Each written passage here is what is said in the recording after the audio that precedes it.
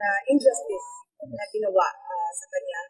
Dahil dapat makita ng buong mundo kung ano yung collusion na ginagawa ng ICC at ng administrasyon ni Pangulong Duterte. Papagamit ang ICC sa administrasyon